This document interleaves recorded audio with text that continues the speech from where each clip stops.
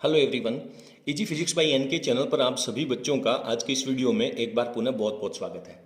आप सभी बच्चों का अनुरोध था कि सर जो नाभिक वाला चैप्टर है उसके जो न्यूमेरिकल्स हैं, क्योंकि देखिए निश्चित रूप से 1.5 नंबर का एक न्यूमेरिकल जो है वो इस पाठ में से आने वाला है और आपने कहा कि सर इस पाठ के न्यूमेरिकल है वो हमें बहुत परेशान कर रहे हैं, तो प्लीज आप इन्हें सोल्व करवा दीजिए। तो आज की इस वीडियो में हम नाभिक के चैप्टर के जितने भी न्यूमेरिकल्स हैं उनको सोल्व करने का प्रयास करते हैं। पहला प्रश्न आप लोग अपनी स्क्रीन के ऊपर देख रहे हैं कि लिथियम के दो स्थायी समस्थानिक हैं, एक है 3 लिथियम 6 और दूसरा है 3 लिथियम 7।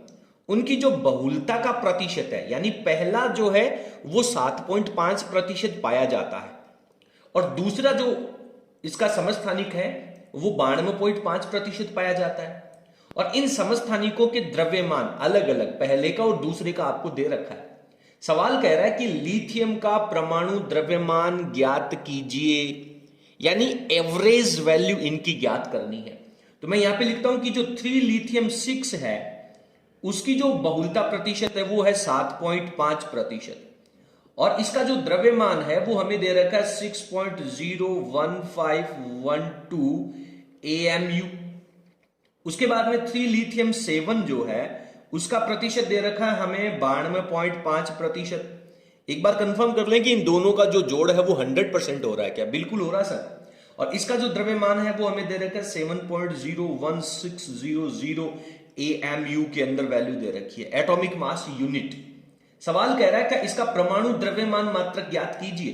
तो लिथियम का यदि हम परमाणु द्रव्यमान मात्रक निकालना चाहें, परमाणु द्रव्यमान मात्रक, तो बेटा इनकी एवरेज वैल्यू निकालनी है। और एवरेज वैल्यू हम कैसे निकालते हैं? आप लोग बहुत अच्छे से जानते हैं कि पहले का जो द्रव्यमान है उसको 7.5% से गुणा कर देंगे और दूसरे का जो द्रव्यमान है उसको इसके प्रतिशत से गुणा कर देंगे। तो टोटल हमारे पास कितने प्रतिशत का द्रव्यमान आ जाएगा? 100% का द्रव्यमान आ जाएगा। तो फिर हम इसे 100 से डिवाइड कर देंगे, प्रतिशत को हटाने के लिए हम 100 से डिवाइड कर देंगे। तो हमारे पास वैल्यू आ जाएगी 6.01512 इंटू में सर 7.5 हो गया, प्लस 7.01600 इंटू में 92.5 आ जाएगा। क्लियर है? और इन सबको हम किससे डिवाइड कर देंगे? 100 से डिवाइड कर देंगे। तो इसकी कैलकुलेशन जब आप लोग सोल्व करेंगे तो आपके पास इसका जो परमाणु द्रव्यमान मात्रक है वो वैल्यू आ जाएगी। इन दोनों को यदि हम कैलकुलेट करेंगे तो मैंने इनको रफ में गुणा कर लिया है और मेरे पास जो वैल्यू आई है इसकी वो आई है 45,642.1134। आपको कैलकुलेशन करनी है, गुणा करना है रफ कॉपी में, रटना मत। कबूर जी थे बताए जना, मैं भी सीधा सीधा याद कर लियो। और इन दोनों को गुणा करेंगे तो ये हो जाएगा 648.98 एंड डिवाइडेड बाई 100। ठीक है बेटा। अब इन दोनों को क्या कर देंगे? हम प्लस कर देंगे, जोड़ लो यार। तो ये हो जाएगा 694.0934 डिवाइडेड बाई 100 से डिवाइड करने का मतलब है कि ये जो पॉइंट है वो 2 अंक इधर खिसक जाएगा। तो फाइनली आपके पास जो इसकी वैल्यू आ जाएगी वो आ जाएगी 6.94 और इसको यदि हम राउंड ऑफ करें तो ये 9 है। कक्षा 11 में आपने संख्याओं का पूर्णांकन करना सीखा होगा, 9 को हटाएंगे तो ये यहाँ पे 1 हो जाएगा, तो 941 आ जाएगा आपके पास। और इसके आगे हम इसका मात्रक लगा देंगे, एटॉमिक मास यूनिट। तो ये आपका जो पहला प्रश्न है उसका ए भाग यहां पे कंप्लीट हो जाता है। चलिए दूसरे भाग के ऊपर और पहुंचते हैं।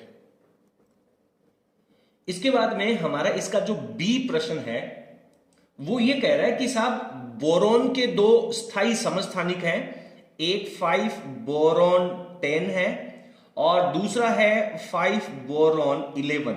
ये 2 बोरॉन के समस्थानिक है। समस्थानिक जानते ना, जिन नाभिकों का परमाणु क्रमांक तो समान होता है और इनकी द्रव्यमान संख्याएं अलग अलग होती हैं। और इनके जो द्रव्यमान आपको दे रखे हैं वो दे रखा है, इसकी वैल्यू दे रखी है 10.01294 AMU और जो 11 का समस्थानिक है उसका द्रव्यमान दे रखा है 11.00931 AMU। सवाल कह रहा है कि बोरोन का जो परमाणु भार है, बोरोन का एवरेज वैल्यू जो है परमाणु भार, बोरोन का परमाणु भार ये हमें कितना दे रखा है?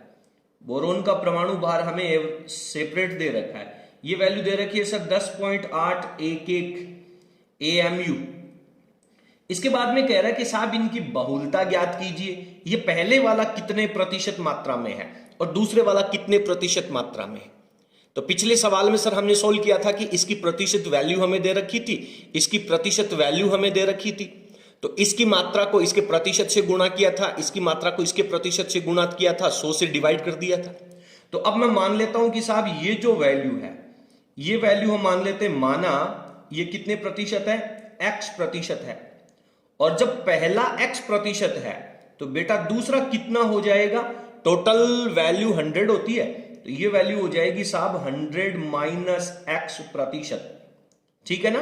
तो अब हम वापस वही फॉर्मूला लगा लेते हैं, परमाणु द्रव्यमान भार का फॉर्मूला क्या हो जाएगा, पहले की द्रव्यमान 10.01294 इंटू में इसका प्रतिशत x कर देंगे, प्लस में दूसरे की वैल्यू जो है 11.00931 और इंटू में इसका प्रतिशत कितना है, इसका 100 माइनस x, इससे गुणा कर देंगे और उस पूरी वैल्यू को हम किससे डिवाइड कर देंगे, 100 से डिवाइड कर देंगे सर। और यहां पे हमारे पास रिजल्ट आएगा, वो रिजल्ट ये दे रखा है हमारे पास 10.811। अब हम इसको सोल्व करेंगे। कैसे सोल्व करेंगे, ये जो वैल्यू है 100, इसको हम दूसरी तरफ लेके जाएंगे, तो दूसरी तरफ लेके जाएंगे तो ये तो मल्टीप्लाई में हो जाएगा, तो ये हो जाएगा 1081.1, ये पॉइंट है जो आगे खिसक जाएगा, दो संख्या है, और इधर हम इनको सोल्व कर लेंगे तो ये हो गया 10.01294x प्लस इस वैल्यू को अपन ब्रैकेट ओपन करेंगे तो ये पॉइंट इधर खिसक जाएगा, ये 1100.931, उसके बाद में माइनस की वैल्यू लगेगी और इसको हम यहां से भी मल्टीप्लाई कर देंगे तो 11.00931x में वैल्यू आ जाएगी। क्लियर है। अब क्या करें सर, पक्षांतरण कर लें, ये जो वैल्यू है इसको दूसरी तरफ लेके जाएं और इनको अपन एक जगह रख लें। तो यहां पे मुझे पता चल रहा है कि सर इसकी तुलना में ये वैल्यू ज्यादा है, ये 1081 है, ये 1100 है।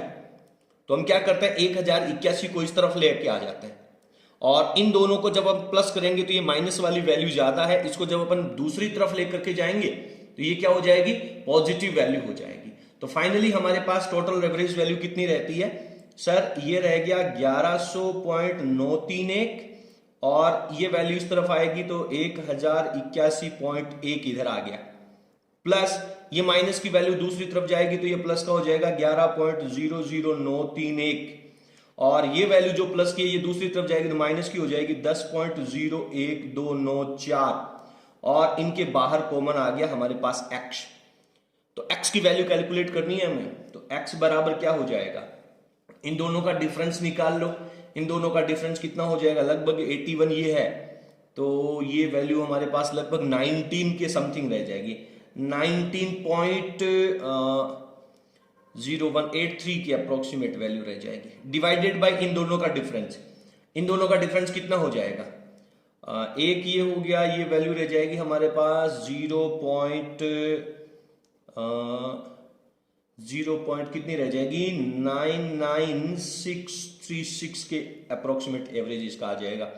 इन दोनों को हम डिवाइड कर देंगे, डिवाइड करेंगे तो हमारे पास वैल्यू कितनी आएगी, ये नीचे वाला तो लगभग 1 है और ये वैल्यू है, तो इसका जब अपन डिवाइड करेंगे तो अप्रोक्सीमेट यही वैल्यू आएगी, लेकिन ये 1 से कम है तो ये डेफिनेटली वैल्यू इससे थोड़ी ज्यादा आएगी।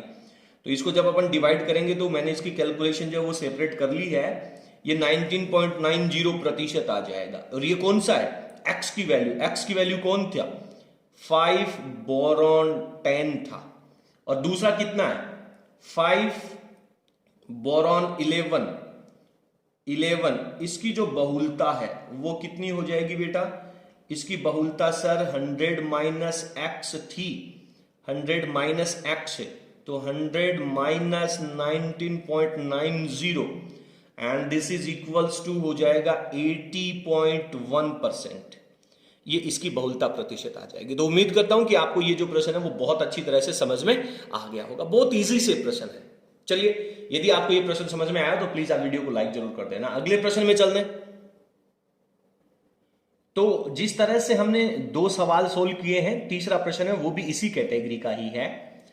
जैसा कि आपको स्क्रीन पे नजर आ रहा है कि नियोन के 3 स्थायी समस्थानिक हैं और उनकी बहुलता का प्रतिशत तो नियोन के 3 स्थायी समस्थानिक हैं, तो इसमें पहले की जो बहुलता है वो हमारे पास 19.51% है, और इसका जो द्रव्यमान दे रखा है, इसका द्रव्यमान वो हमें कितना दे रखा है सर? द्रव्यमान दे रखा है 19.99 AMU।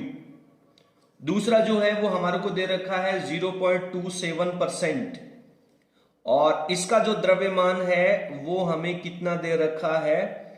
इतने प्रतिशत का जो द्रव्यमान वैल्यू दे रखी है वो 20.99 AMU दे रखी है, और तीसरा जो है वो 9.22% है, और इस मात्रा का जो द्रव्यमान है वो हमारे पास कितना दे रखा है? सारी वैल्यूज पहले हमें लिख लेनी चाहिए। तो सर ये 21.99 AMU दे रखा है। सवाल कह रहा है कि नियोन का औसत परमाणु द्रव्यमान, तो यहां पे मैं लिख देता हूं नियोन का औसत परमाणु द्रव्यमान। तो उम्मीद करता हूं कि ये प्रश्न आप लोग खुद सोल्व कर पाएंगे, क्योंकि ये वही प्रश्न है जो पीछे हमने मेथड पढ़ा है। तो क्या करें, पहले का जो द्रव्यमान है 19.99, इसको हम इसके प्रतिशत से 19.51 से मल्टीप्लाई कर देते हैं, हो जाएगा प्लस लगा करके। दूसरे का 20.99 है, इसको इसके प्रतिशत से 0.27 से गुणा कर देंगे, प्लस तीसरे का 21.99 है, और इसकी जो वैल्यू है वो 9.22% है, इससे मल्टीप्लाई कर देंगे, हो जाएगा ना बेटा। और टोटल इनकी जो वैल्यू है वो हमारे पास 100 हो गया, इनका जो प्रतिशत है वो हमारे पास 100 हो गया। अब आप इसको रफ में सॉल्व कर लेना, इन दोनों को गुणा करके रिजल्ट लिखना है, इन दोनों का गुणनफल करके रिजल्ट लिखना है, इन दोनों का गुणनफल करके रिजल्ट लिखना है। तो इनकी कैलकुलेशन जो है वो मैंने रफ में सोल्व कर ली है, और मेरे पास वैल्यू आएगा 1809.2949 की वैल्यू मेरे पास आ जाएगी, प्लस ये जो दूसरा है ये 5.6673, ठीक है बेटा, और ये हो जाएगा 202.7478 एंड डिवाइडेड बाय 100। ओके, ठीक है सर, बराबर लिख लें, इन सबको प्लस कर देंगे। तो इन सबको प्लस करेंगे तो ये 2017.71 अपॉन 100 हो जाएगा, और 100 से जब अपन इसको डिवाइड करेंगे तो ये 2 अंक पहले खिसक जाएगा, तो 20.1771 इसका द्रव्यमान वैल्यू आ जाएगी, औसत वैल्यू आ जाएगी, AMU इसकी वैल्यू आ जाएगी। तो ये दोनों प्रश्न जो हैं वो एक ही मेथड के हैं। तो उम्मीद करता हूं कि ये दोनों प्रश्न आपको अच्छी तरह से समझ में आ गए होंगे। चलिए आगे बढ़ते हैं।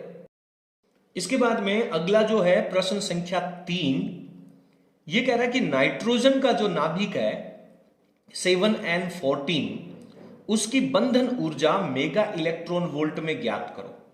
तो 7n14 की जो है वो डेल्टा EB बाइंडिंग एनर्जी हमें कैलकुलेट करनी है, और हमें दे रखा है किस में कैलकुलेट करनी है? साहब मेगा इलेक्ट्रॉन वोल्ट में कैलकुलेट करनी है, और हमें मास ऑफ नाइट्रोजन जो दे रखा है वो 14.00307 AMU के अंदर दे रखा है। अब दो चीजें मैं यहां पे और कहना चाहूंगा कि सर बंधन ऊर्जा ज्ञात करने के लिए हमें फॉर्मूला तो पता है कि प्रोटॉनों का द्रव्यमान और न्यूट्रॉनों का द्रव्यमान हम जोड़ देंगे, उसमें से नाभिक का द्रव्यमान हम माइनस कर देंगे, जो वैल्यू आएगी उसको हम 931 से मल्टीप्लाई कर देंगे, तो हमारे पास वो जो वैल्यू है वो मेगा इलेक्ट्रॉन वोल्ट में कन्वर्ट हो जाएगी। लेकिन सर इस प्रश्न में हमें प्रोटॉन और न्यूट्रॉन की संख्याएं नहीं दे रखी है, लेकिन बोर्ड परीक्षा में आपको निश्चित रूप से प्रश्न के अंदर प्रोटॉन एंड न्यूट्रॉन की द्रव्यमान वैल्यू दी हुई होगी। तो यहां पर मैं तुम्हें लिख देता हूं पहले से कि मास ऑफ प्रोटॉन जो होता है वो हमारे पास होता है 1.007825 AMU, and mass of neutron जो होता है 1.008665 AMU, ये वैल्यू होती है हमारे पास। तो अब हमें द्रव्यमान सबसे पहले क्या करना होगा? बाइंडिंग एनर्जी निकालनी होगी। तो मैं यहां पे बता देता हूं, delta EB is equals to formula होता है sir delta M into C square, और यदि हमें डेल्टा एम जो दे रखा है, डेल्टा एम का मान यदि AMU में है तो हम इसको डायरेक्ट मल्टीप्लाई कर देते हैं 931 से, तो ये हमारे पास वैल्यू आ जाती है मेगा इलेक्ट्रॉन वोल्ट में। कैलकुलेटेड वैल्यू है, 931 से मल्टीप्लाई करते ही हमारे पास वैल्यू मेगा इलेक्ट्रॉन वोल्ट में आ जाएगी। तो डेल्टा एम की वैल्यू हम कैसे निकालेंगे? सर प्रोटॉन जो परमाणु क्रमांक होता है, ये जो वैल्यू है हमारे पास Z into mass of proton plus न्यूट्रॉनों की संख्या, और न्यूट्रॉनों की संख्या कैसे निकालते हैं? द्रव्यमान संख्या माइनस परमाणु क्रमांक इंटू मास ऑफ न्यूट्रॉन, और इसमें से हम पूरे नाभिक का जो द्रव्यमान है, मास ऑफ नाइट्रोजन, वो जब अपन माइनस कर देंगे और इसको अपन 931 से मल्टीप्लाई कर देंगे तो आपके पास बाइंडिंग एनर्जी आ जाएगी।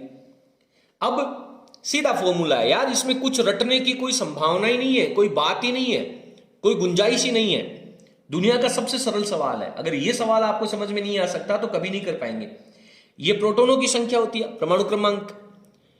इस पाठ के जो बाकी के वीडियोज हैं वो आप पहले तैयार कर लें। आपको द्रव्यमान क्षति है, बंधन ऊर्जा है, प्रति न्यूक्लियन बंधन ऊर्जा है, वो अगर तैयार है तो इसके सवालों में दिक्कत नहीं आएगी। तो कैसे कैलकुलेट करें?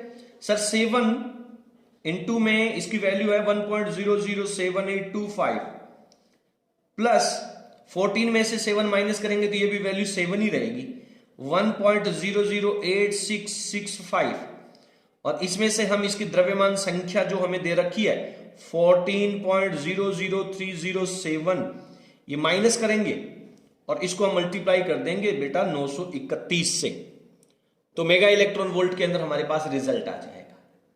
आप इसको अच्छी तरह से सॉल्व कर लेना, कैलकुलेट कर लेना। इस वैल्यू को मल्टीप्लाई करेंगे, इस वैल्यू को मल्टीप्लाई करेंगे, प्लस करेंगे, उसमें से ये वैल्यू माइनस करेंगे, तो आपके पास जो वैल्यू आएगी मैं लिख देता हूं यहां पर, इसकी ब्रैकेट की कैलकुलेशन जो है वो मैं लिख देता हूं 0.11236 और इंटू में 931 चल रहा है। तो जब हम इसको 931 से मल्टीप्लाई करेंगे तो ये वैल्यू हमारे पास कितनी रह जाएगी? बोलो, ये वैल्यू हमारे पास रह जाएगी 104.7 मात्रक मेगा इलेक्ट्रॉन वोल्ट का चल रहा है। तो ये जो फॉर्मूला है वो आपको पता होना चाहिए, बस, और कुछ भी नहीं है इसमें। परमाणु क्रमांक प्रोटॉनों की संख्या हो जाएगी, प्रोटॉन का द्रव्यमान दिया हुआ होगा, द्रव्यमान संख्या में से प्रोटॉनों की संख्या परमाणु क्रमांक घटाएंगे तो न्यूट्रॉन आ जाएगा, न्यूट्रॉन की द्रव्यमान संख्या दी हुई रहेगी, द्रव्यमान की वैल्यू, और नाभिक का जो द्रव्यमान है वो भी दिया हुआ रहेगा। इसको कैलकुलेट करेंगे तो 931 से हमें मल्टीप्लाई करना होगा तो हमारा सवाल हो जाएगा। उम्मीद करता हूं कि आपको ये जो प्रश्न है वो बहुत अच्छे से समझ में आ गया होगा। इसके बाद में अगला प्रश्न पढ़ते हैं। देखिए, अगला जो प्रश्न संख्या 4 है वो भी तीसरे प्रश्न की तरह ही है, एग्जैक्टली सेम है। इसमें 2 पार्ट है, पहला पार्ट मैं आपको सोल्व करके बता देता हूं, दूसरा पार्ट इसी के बेसिस पे आप लोग खुद सोल्व करना और उसका आंसर जो है वो आप हमें कमेंट सेक्शन में लिखोगे, ठीक है।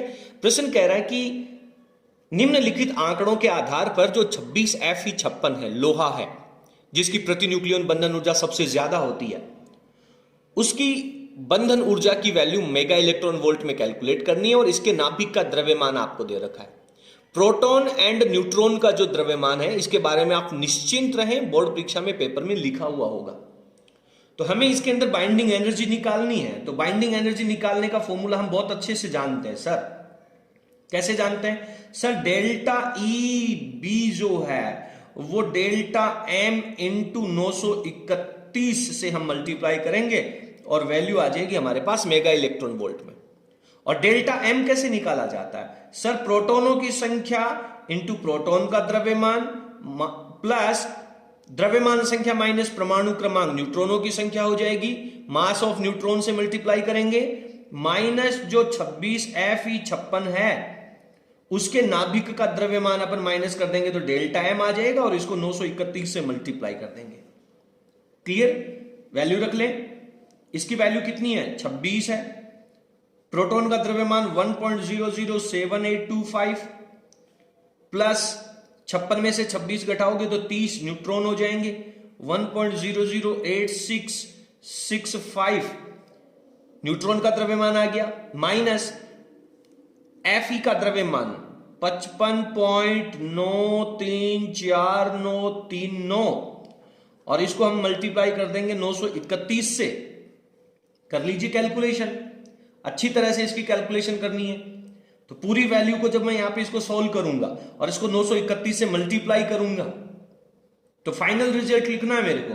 तो ये आ जाएगा मेरे पास 0.528461 इंटू में 931, और जब 931 से इसको मल्टीप्लाई करूंगा तो ये वैल्यू 492.3। मैं आपको बता दूं कि ऐसा नहीं है कि मैंने इनको फटाफट सोल्व कर लिया है, पहले मैंने इसकी जो कैलकुलेशन है वो रफ कॉपी में सेपरेट लिख रखी है, और वही कैलकुलेशन आपको भी रफ में सोल्व करना है। इन दोनों को मल्टीप्लाई करके वैल्यू लिखनी है, इन दोनों को मल्टीप्लाई करके वैल्यू लिखनी है, और उन दोनों को प्लस करके उसमें से ये इसकी वैल्यू जो है वो माइनस करनी है।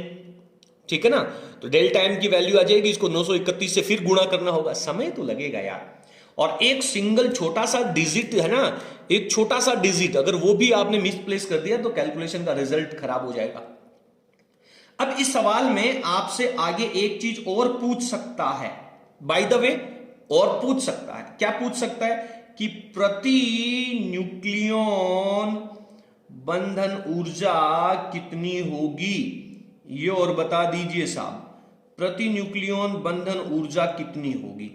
तो सर हम प्रति न्यूक्लियन बंधन ऊर्जा का फॉर्मूला जानते हैं कि जो बाइंडिंग एनर्जी है उसमें द्रव्यमान संख्या का भाग लगा देंगे।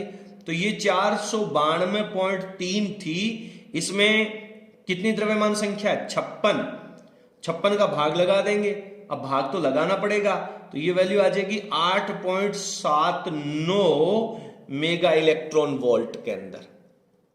तो उम्मीद करता हूं कि यह प्रश्न आपको अच्छी तरह से समझ में आ गया होगा। केवल जोड़ बाकी गुणा भाग के अलावा इस प्रश्न में कुछ नहीं करना है, और ये चार चीजें तो तुम्हें अच्छे से आती होगी।